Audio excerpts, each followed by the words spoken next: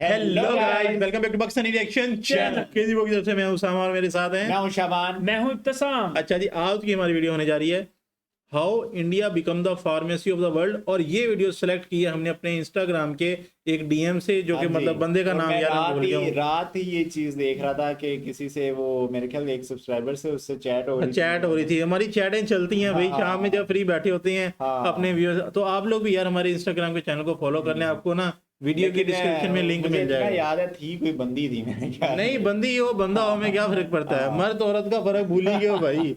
तो भाई आज की वीडियो होने जा रही है मतलब pharmacy of the world. India became the pharmacy of अब द वर्ल्ड। पता नहीं मतलब कि इंडिया दुनिया की फार्मेसी मतलब कैसे, मतलब मेडिसिन मतलब पूरी दुनिया में इंडिया भेज रहा है। इतना एडवांस हो गया कि पूरी दुनिया में नो फार्मेसी आइडिया। अब देखते हैं। इंडिया की दवाइयां पाकिस्तान में भी आती हैं क्या? पाकिस्तान में रॉ मटेरियल आता है, इनका आता है आता और उस था भाई, अभी भी आता है। आता था दुनिया में 2 जगह है जो रॉ मटेरियल भाई। आपसे एक्सपोर्ट बंद है, कैसे आती हैं बताएं मुझे जरा। नेपाल के रास्ते। Wait sorry to interrupt guys, लेकिन प्लीज चैनल को सब्सक्राइब कर दें क्योंकि इस वीडियो को लाने में ना बहुत मेहनत लगती है, एडिट करना, अपलोड करना, और आपका एक सब्सक्राइब हमारे एनर्जी लेवल को यहाँ से यहाँ पे ले जाता है और इससे हमें मोटिवेशन भी बहुत मिलती है। तो आपके लिए तो ये बिल्कुल फ्री है, पर हमारी बहुत मेहनत लग रही है। इंतजार कर रहे हैं यार कर दें सब्सक्राइब प्लीज। स्मगलिंग हो गया, आती हैं क्या दवाइयां भी हैं? लेकिन आता है इतना मुझे। चले स्टार्ट करते हैं। 1969 में इंडिया की फार्मास्यूटिकल इंडस्ट्री अपने खुद के मार्केट के अंदर सिर्फ 5% मेडिसिन के लिए जिम्मेदार थी और आज अपने खुद के मार्केट में 95% मेडिसिन का मार्केट शेयर वो रखती है।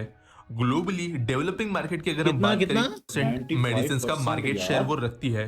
ग्लोबली डेवलपिंग मार्केट की अगर हम बात करें तो यहाँ पर 85% जो भी मेडिसिन होते हैं वो हमारे देश के अंदर बनते हैं और साल 2000 दुनिया के ग्लोबली पूरी 85 दुनिया के अब बता कहाँ से? 80% भाई ये तो फिर आप 2020 बोल में दिए कि पूरे नहीं आती वर्ल्ड भाई, के लिए आती है वाकई। 64% मेडिसिन जो बनी वो हमारे देश में ही बनी थी और इसलिए इंडिया को फार्मेसी ऑफ द वर्ल्ड के नाम से भी जाना जाता है। और ये नाम इंडिया को मिला कैसे, इसके बारे में आज हम जानेंगे। भाई साहब ये तो वीडियो अच्छा किया यार जिसने भी सजेस्ट की, और कमेंट्स में यार लाजमी बताना जिसने सजेस्ट की थी।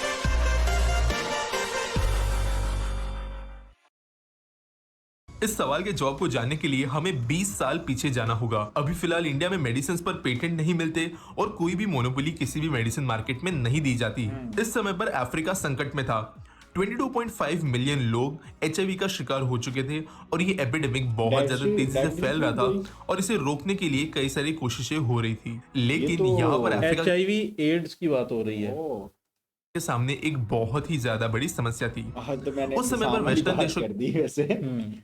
के द्वारा कुछ HIV के मेडिसिन खोज लिए गए थे, लेकिन एक पेशेंट को 1 साल तक इन मेडिसिन का डोजेस कंप्लीट करने के लिए $10,000 की कीमत चुकानी पड़ती, जो आज के डेट में भी एक बहुत बड़ी अमाउंट है किसी भी डेवलपिंग देश के लिए। और अगर आप 20 साल पहले के हिसाब से सोचो तो ये ऑलमोस्ट सारे लोगों के लिए एक अनअचीवेबल अमाउंट थी अपने खुद के ट्रीटमेंट के लिए। इसके वजह से सब सहारन देशों में HIV बहुत ज्यादा तेजी से फैल रहा था, लोगों की इसके वजह से मौत हो रही थी और कोई भी सॉल्यूशन एफोर्डेबल तरीके से इसके लिए नहीं मिल पा रहा था। यहाँ पर हमारी इंडियन कंपनी सिप्ला ने एक चीज आइडेंटिफाई की, क्योंकि इंडिया में जेनेरिक ड्रग्स बनाने पर कोई भी पाबंदी नहीं थी, तो बिना पेटेंट डिस्प्यूट के सिप्ला HIV के ड्रग्स माइनर ट्वीकिंग के साथ में भारत के अंदर प्रोड्यूस कर सकती थी। और जो वेस्टर्न देशों के अंदर उस समय के फार्मा कंपनी से, जिन्हें बिग फार्मा के नाम से भी जाना जाता है, और हजारों % का मार्जिन वो अपने हर दवाई पे लगाते हैं, उसके वजह से में नो डाउट मार्जिन होते भी बहुत ज्यादा भाई छोटे छोटे मार्जिन के साथ में काफी ज्यादा सस्ती कीमतों पर ड्रग्स प्रोड्यूस कर सकता था। और साल 2003 में सिप्ला ने जो $10,000 की मेडिसिन वेस्टर्न देशों में से आ रही थी, उसके कंपैरिजन में सिर्फ $400 पर ईयर के हिसाब से डोजेस रिलीज की और अफ्रीकन मतलब कहाँ पे $10,000 और कहाँ पे $400 यार। $400 भाई देशों में उन्हें पहुंचाना शुरू कर दिया और ये ऑब्वियसली बहुत ज्यादा मददगार साबित हुआ। साल 2003 से लेकर साल 2008 तक सिर्फ और सिर्फ सिप्ला के मेडिसिन की वजह से अफ्रीका में HIV के केसेस 18 गुना कम हो गए और ये एक एपिडेमिक लेवल पे फिर बाद में नहीं रहा। इसके बाद में यूनाइटेड नेशंस की जो एड्स ऑर्गेनाइजेशन है, उनके डायरेक्टर ने पर्सनली अपने स्पीच के दौरान ये कहा कि अगर सिप्ला नहीं होती तो $2 बिलियन का खर्च जो इस पूरे अफ्रीकन मिशन में खर्च हुए हैं, उसके बजाय उन्हें $200 बिलियन तक का खर्च करना पड़ता था और इसके लिए वो सिप्ला को धन्यवाद देना चाहते हैं। इन चीजों के बाद में इंडिया की फार्मा इंडस्ट्री पूरे वर्ल्ड के फोकस में धीरे धीरे आने लगी, क्योंकि केमिकल कॉम्पोजिशन, क्वालिटी कंट्रोल और उन ड्रग के इफेक्ट में कोई भी चेंजेस नहीं थे जो इंडिया में बनते थे और किसी और देश में। इसलिए डॉक्टर्स का भी लेकिन पूरा 10 गुना चीपर प्राइस में इंडिया बना रहा है और अपने लोगों को दे रहा है। भरोसा था इंडियन ड्रग्स पर। और बाद ऐसे में तो नहीं जितने भी है, डेवलपिंग देश ग्लोबली जो है वो हैंड ओवर करके बैठे हैं। अंडर डेवलप्ड देश है और फिर कुछ डेवलप्ड देशों के अंदर भी इंडिया के ही फार्मास्यूटिकल इंडस्ट्रीज के द्वारा बनाए गए ड्रग्स को रिकमेंड किया जाने लगा और डॉक्टर्स और उनकी बॉडीज ने इसे काफी अच्छा रिकग्नाइज किया। यहाँ पर हमारे जैसी कुछ इंडियन कंपनीज ने एक टेम्पलेट क्रैक कर ली थी कि किस तरीके से शॉर्ट टर्म में किसी भी पर्टिकुलर ड्रग को लार्ज स्केल पर डिप्लॉय किया जा सकता है। यहाँ पर सन फार्मास्यूटिकल, रैनबैक्सी, डॉक्टर रेड्डीज लेबोरेटरी, इन्होंने अपना इनिशियल रोड मैप कुछ इस तरीके से बनाया कि कुछ ऐसी डिजीजेस जो फिलहाल एपिडेमिक में हैं, बड़े स्केल पर फैल रही है, उनके लिए जो ड्रग्स अवेलेबल है वो बहुत ज्यादा महंगे हैं, ज्यादातर लोग उन्हें रीच भी नहीं कर सकते। ऐसे ड्रग्स को वो बनाए, उन्हें सस्ती कीमतों पर मार्केट में ले आए और उसके वजह से तेजी से उस मार्केट को कैप्चर कर ले। 21वीं सदी के पहले डेकेड में इन सारी कंपनीज ने ऐसी ही बीमारियों पर फोकस किया। मलेरिया, ट्यूबरकुलोसिस, हेपेटाइटिस, मीजल्स, इन जैसी एपिडेमिकली फैलने वाली बीमारियों के ऊपर हमारे देश ने कई गुना, इनफैक्ट यहाँ कुछ पे मैं केसेस में क्वेश्चन 40 से रेज करना 50 गुना चाहूंगा। सस्ती रिसेंटली ड्रग्स पिछले कुछ बनाई। साल के अंदर वो जैसे वो कोरोना वायरस आया था, तो अमूमन सारे जो कंट्रीज में वो तो चाइना की मेडिसिन आई थी, हाँ। तो इंडिया में भी फिर वो इंडिया ने चाइना अपनी बनाई थी, अपनी बनाई थी। अपनी बनाई थी।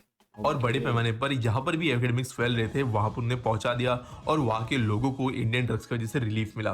ट्रस्ट बढ़ने की वजह से और चाइना ने मेडिसिन नहीं दी थी, वो जर्मनी या दूसरी कंट्रीज के पास थी मेडिसिन। तो नाम धीरे तो धीरे चाइना का तो जो वो जहाँ से भी यानी कि चाइना से फैला था वायरस। हाँ ये भी है वैसे। नॉर्मल बीमारियां होती है उनके लिए भी इंडियन कंपनीज के ड्रग्स को ही रेकमेंड किया जाने लगा और 2012 तक दुनिया भर की 133 देशों के अंदर हमारे देश के अंदर बने हुए मेडिसिन पहुंचने लगे थे। इस समय इंडिया में वैक्सीन मार्केट भी डेवलप होना शुरू हो गया था। अब ऑब्वियसली 2010 से लेकर 2015 के बीच में फार्मा इंडस्ट्री अच्छी खासी डेवलप हो गई थी, लेकिन one of the biggest reasons कि हमारे देश के अंदर की वैक्सीन इंडस्ट्री इतनी ज्यादा बड़ी कैसी हो गई, इसके पीछे भी यूनाइटेड नेशंस का थोड़ा बहुत हाथ है। दोस्तों, आप में से कई लोग जानते होंगे कि यूनाइटेड नेशंस की जो हेल्पिंग वाली एजेंसीज होती है, जो दुनिया भर के कई सारे अंडर डेवलप देशों के अंदर वैक्सीनेशन की काम करती है, उन्हें एक लिमिटेड बजट मिलता है और ऑब्वियसली उनका काम है कि उस बजट के अंदर ज्यादा से ज्यादा लोगों की वो मदद कर पाए। वेस्टर्न कंट्रीज में जो वैक्सीन बन रही थी उसके द्वारा एक दो देश भी ठीक से वैक्सीनेट नहीं हो पाते, जबकि हमारे इंडिया के अंदर बनी हुई वैक्सीन उसी कीमत पर पूरे के पूरे कॉन्टिनेंट्स को वैक्सीनेट करा सकती थी और इंडिया के पास में वो कैपेसिटी भी थी उन्हें प्रोड्यूस करने की। और यूनाइटेड नेशंस ने जो भी वैक्सीन आज तक यूज की है वो इंडिया में ही बनी और आज की डेट में दुनिया भर में हर 3 में से 1 वैक्सीन इंडिया में ही बनती है। तो मतलब इंडिया की रिसर्च भी अच्छी खासी स्ट्रांग है भाई। और साल 2021 में यह आंकड़ा 2 में से 1 हो गया है, यानी हर दूसरी वैक्सीन 50% ऑफ वैक्सीन इंडिया के अंदर ही बनती है। अब मैंने कई बार ये मेंशन कर दिया कि इंडिया की वैक्सीन और ड्रग्स बहुत सस्ते हैं, चीप है, लेकिन इससे मेरा मतलब क्या है थोड़ा कंटेक्स्ट के साथ में समझते हैं। कुछ ड्रग्स का एग्जांपल हम यहाँ पे लेंगे। HIV की जो वैक्सीन नॉर्मली मार्केट में मिलती है उसका एक डोजेज 2500 रुपीज का पड़ेगा अगर आप इंडियन काउंटर पार्ट से वो मेडिसिन खरीदो तो, जबकि वही चीज इंडिया में 12 रुपए में मिल जाती है। हेपेटाइटिस सी चीपर 2500 और 1200 यार की दवाई 49,000 रुपीज पर डोज है, भाई जबकि इंडिया में 151 रुपीज में वो बन जाती है। ब्लड कैंसर या ल्यूकेमिया के लिए जो मेडिसिन होते हैं वो हर डोज के लिए 8,860 रुपीज की कीमत पर इंटरनेशनल मार्केट्स में अवेलेबल है, जबकि इंडिया में सिर्फ 66 रुपीज में ये ड्रग्स बन जाते हैं। 66 अस्थमा की बीमारियों के लिए जो यार मतलब इतना डिफरेंस 8,000 और 60 रुपए यार, ये तो कुछ मतलब ये समझ ही तो नहीं आ रहा। गैप ही नहीं समझ में आ रहा। ये तो मिट्टी भी कैसे- डाल के दें तो भी ऐसे महंगी ही है, होती है, पर लिया मिलती है वो इंटरनेशनल मार्केट में 300 रुपीज पर डोज है, जबकि इंडिया में ये 4 रुपए तक नीचे आ 4 जाती रुपए? है। ट्यूबरकुलोसिस भाई के लिए भी फ्री है। यार आप लोग सच में सच में बताइएगा, मैं अभी पूछ रहा हूँ भैया आपके पास पैनाडोल का क्या रेट है, ये कमेंट सेक्शन में आपने क्योंकि लाजमी सबसे ज्यादा बताना। चलने वाली हाँ। मेडिसिन यही है वैसे ना। 1233 रुपीज पर डोज की जो दवाइयां है वो इंडियन फार्मास्यूटिकल मतलब इसे हम पैरासीटामोल भी कहते हैं। इंडस्ट्री 30 रुपए में बना देती है, जबकि किडनी और लिवर कैंसर जैसी बीमारियों के लिए जब इंटरनेशनल मार्केट में लोग 11,595 रुपीज चुकाते हैं, वही इंडिया में ये काम 111 रुपए में हो जाता है। और इसलिए 11,000 दुनिया भर में जो जहाँ पे 100 ह्यूमैनिटेरियन रुपया। ऑर्गेनाइजेशंस है, NGOs है, यूनाइटेड नेशंस की बॉडीज है, जो भी इंसानियत की भलाई के लिए काम करने वाले ट्रस्ट है, इसका वो इंडिया की मुझे अब फार्मास्यूटिकल एक चीज समझ लग रही है कि क्यों फॉरेन कंट्रीज से लोग आके इंडिया के अंदर अपना इलाज करवाते हैं। सही सही सही। इतना सस्ता इंडस्ट्री भाई को मेडिसिन बहुत इतनी ज्यादा सस्ती। सपोर्ट करते हैं सारे के सारे इंटरनेशनल ऑर्गेनाइजेशंस के अंदर। Recently Israel, Japan, US, EU इन कंट्रीज के अंदर की कुछ बड़ी फार्मास्यूटिकल कंपनी, जैसे मैंने कहा जिन्हें बिग फार्मा के नाम से जाना जाता है, इन्होंने और इंडिया हमारे पास पाकिस्तान में मोस्टली बड़ी कंपनी दी हैं, गेट्स है और हिल्टन है, एबर्ट है, ये Medicine सारी की, हाँ। अमेरिकन कंपनी दी हैं। के फार्मास्यूटिकल इंडस्ट्री के अंदर जो भी GSK रूल्स के हमारी नाम से गवर्नमेंट मेरे के ख्याल एक हाँ, product और लोकल कंपनी होती भी है तो लोग हम्म। जाके यहाँ पे दुकान पे यही कहते हैं फार्मेसी पे कि भाई प्लीज आप ना मतलब इंटरनेशनल ब्रांड ही दो। पाकिस्तानी पे वो करते ही नहीं है हाँ। ना, वो मांगते ही अप्लाई बाहर की होते मेडिसिन हैं, उन्हें चेंज कराने की कोशिश की ताकि मार्केट के अंदर हम और ज्यादा ग्रो ना हो पाए। बेसिकली ये देश अभी कोशिश ये कर रहे हैं कि इंडिया के अंदर जो लॉज बनाए गए हैं patent related specially generic drugs के बारे में, उन्हें वो चेंज कर पाए ताकि इंडिया का मार्केट शेयर कम हो और अपनी महंगी दवाइयाँ ये बाकी कंट्रीज दूसरे देशों में भेज पाए। इसके लिए कुछ बड़ी बड़ी कंपनीज ने लॉबिंग करने की भी कोशिश की है। आप में से जो लोग नहीं जानते कि लॉबिंग क्या होती है, तो जब प्राइवेट कंपनीज पॉलिटिकल पार्टीज को लुभाने के लिए पैसों का इस्तेमाल करती है ताकि रूल्स और लॉज उनके हिसाब से चेंज किए जाए, तो उसे लॉबिंग कहा जाता है।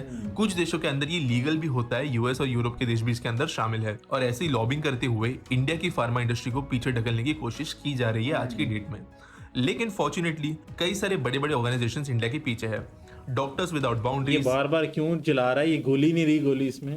कुछ यूएन के ऑफिसर्स और जितने भी फ्रेंडली देश आज हमारे साथ में हैं, वो इंडिया को बैक करते हैं फार्मा इंडस्ट्री के अंदर, और वो चाहते हैं कि मेडिसिन सस्ती ही रहे और बिग फार्मा कोई भी रूल इंडिया के खिलाफ पास नहीं कर पाए। इसके बावजूद इंडियन गवर्नमेंट में आज थोड़ा प्रेशर है कि वो थोड़े बहुत रूल्स चेंज करे अपने पेटेंट से रिलेटेड, ताकि इंटरनेशनल मार्केट के अंदर उन पर कोई सैंक्शंस वगैरह ना लगे।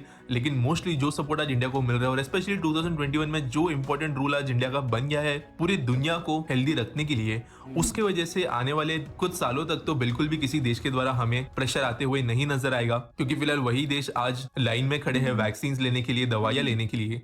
इसके लिए रिसेंट में तो ये होना काफी ज्यादा मुश्किल है। आज इंडिया की फार्मास्यूटिकल इंडस्ट्री $50 बिलियन की वैल्यू रखती है, और साल खत्म होने तक यानी 2021 दिसंबर तक ये अकेली इंडस्ट्री $70 बिलियन तक पहुंच जाएगी, ऐसा मार्केट एस्टिमेट लगाया गया है।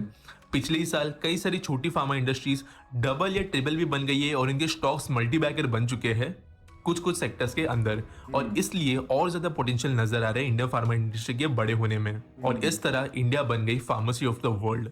तो दोस्तों ये रही ओवरऑल ये थी आज की वीडियो। और ना मैं यही कहना चाहूंगा इसके ऊपर कि मैंने पहली बात है कमेंट्स निकालनी है, जो कि हमारी लास्ट मेडिकल वाली वीडियो हमने की थी ना, मेडिकल स्टोर का कंपैरिजन, वो नहीं जाके देखी तो वो वीडियो के एंड में भी कहीं पे आपको पिन कर देंगे, वो वीडियो लाजमी देख लीजिएगा कि मेडिकल स्टोर की प्राइसेस का कितना डिफरेंस है इंडिया पाकिस्तान का। बाकी यार मुझे इस वीडियो के माध्यम से ये चीज़ तो पता चली है कि 85% जो सी है दुनिया में मेडिसिन है, फार्मेसी है, और वो ना इंडिया दे रहा है, जबकि हमारे ज़हन में था चाइना में वही चाइना होगा उसमें। अच्छा मेरे एक बात का जवाब दें, एक कंट्री में जो आपका वो इलाज है जो वो हो रहा है तकरीबन 30 लाख 20 लाख के अंदर, और एक सेम चीज है दूसरे कंट्री के वो 1 अंदर लाख आपको में हो कितना रहा है। 1 लाख 1 लाख में हो तो रहा है, मतलब कितना इतना जमीन difference है। आसमान का फर्क 30 गुना का फर्क है भाई, कम से कम हाँ जी, 30 गुना का जमीन फर्क है। आसमान का फर्क है, तो लोग कैसे नहीं आएंगे इधर भाई।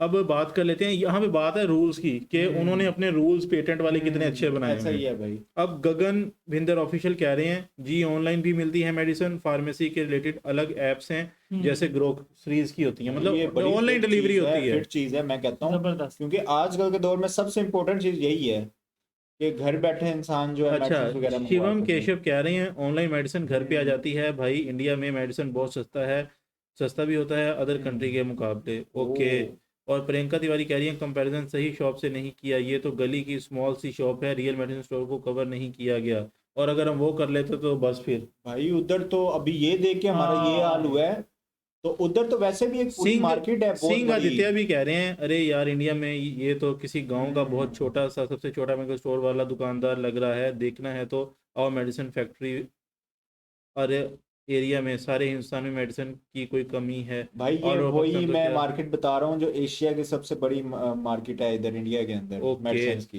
ये वही और मार्केट की बात कर चतुर रहे हैं बलक हम। नॉर्मल केमिस्ट शॉप 10% से 30% तक डिस्काउंट दे सकता है एमआरपी पर, कुछ ग्रीडी केमिस्ट डिस्काउंट नहीं देते, जेनरिक मेडिसिन तो 50-60% डिस्काउंट पर मिल जाती है।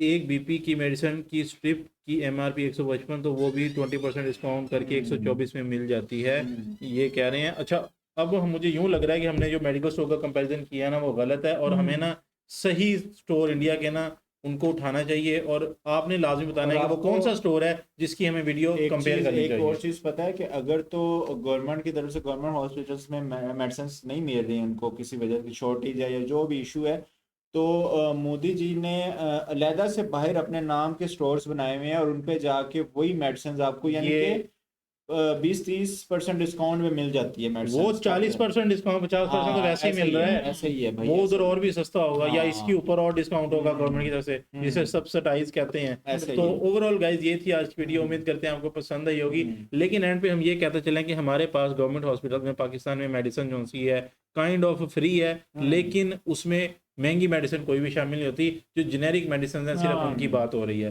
तो ओवरऑल गाइज मिलते हैं फिर आपसे नेक्स्ट वीडियो में, अपना रखें बहुत सारा ख्याल, तब तक के लिए टेक केयर जी।